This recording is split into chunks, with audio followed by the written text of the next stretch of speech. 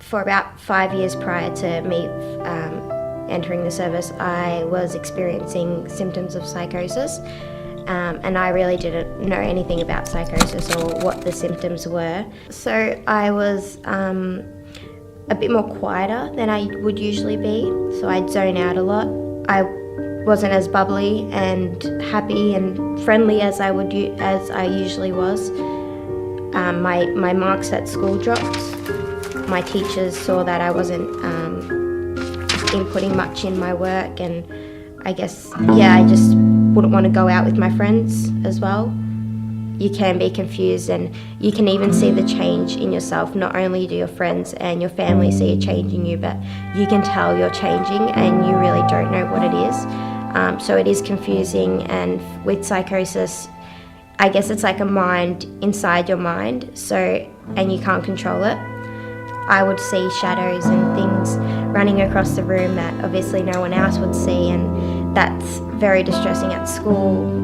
Even at night when you're trying to get to sleep, you'll hear voices and they argue within your head, and I guess for everyone it's different. In my case, I had two voices, one good, one bad, that would argue.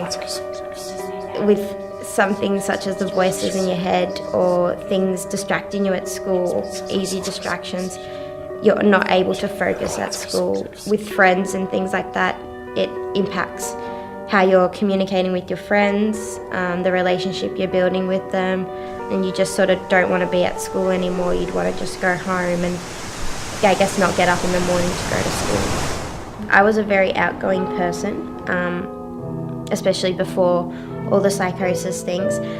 I would love to go out with friends and go to the movies and anything that really got me out of the house, whereas when experiencing psychosis, you sort of don't want to leave the house because you're a bit scared of what's going to happen, because it happens, I guess it strikes at any time. So a lot of my weekends would just be sitting at home or watching a movie, and I guess then that slowly impacts on your relationships with your friends and your family as well, because they don't know, or especially friends, they may not know what's going on and why you're at home, but in a way you feel like it's for your own safety. For me, it did change who I saw myself as, and it did impact me as a person a little bit throughout the time I was getting the help I needed. It was a bit difficult to understand the whole concept of what was going on and how I would then fit into or place myself in the world, and if it made me different to others. So it did impact me as a person, but I look back at it today and think I'm very grateful for what I went through, because it's made me who I am today.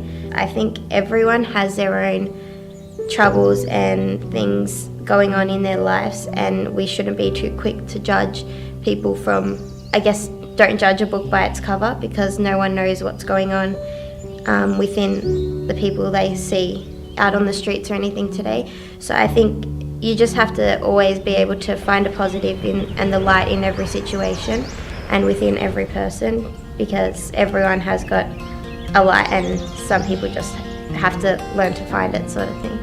I think for me, a good life is being able to take your own path in life,